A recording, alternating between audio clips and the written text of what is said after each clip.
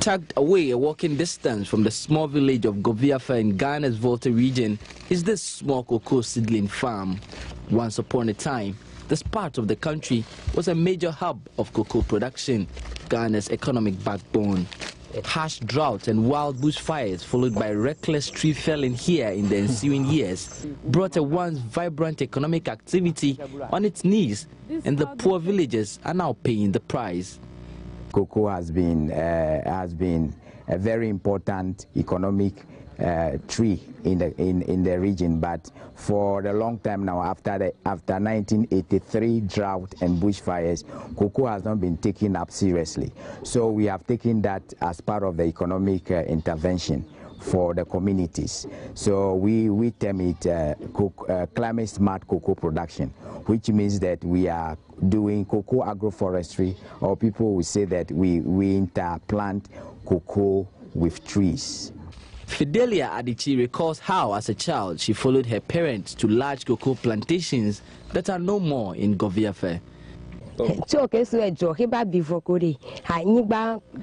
the fires, the land was not good, so we didn't have any cocoa farms.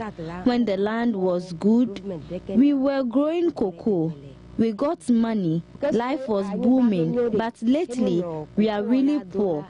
The lands were not fertile again to support any crop. The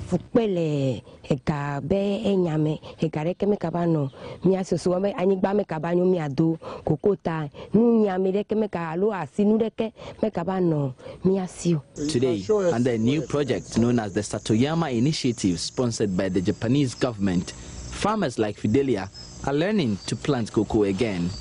The project targets the Weto landscape, a belt of ridges and hills beginning west of Accra and extending northeast into Togo and Benin. The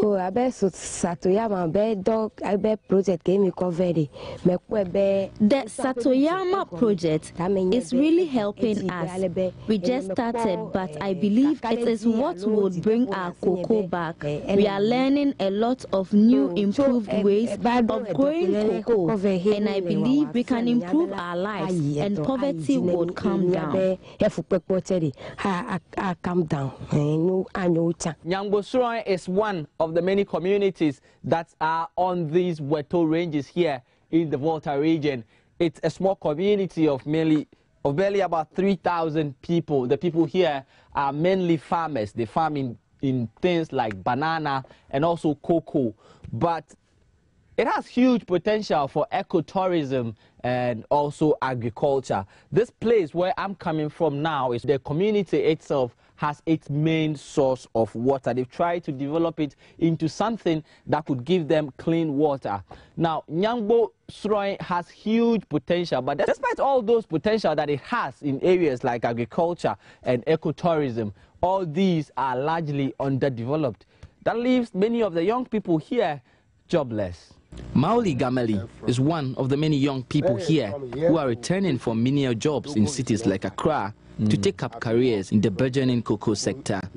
We are suffering, and we need some people to help us too, but they cannot help us because some people stay in places they get money, but they don't help us. So we are going to farm now, because if you depend in somebody in mind, then maybe you will be back one day. For villagers here, there's hope their lost vegetative cover will be restored, along with those days when the Volta region was noted as a cocoa growing region. That would, however, require more funds to keep the Satoyama initiative alive. Justice Bedu, Joy News, Goviafe.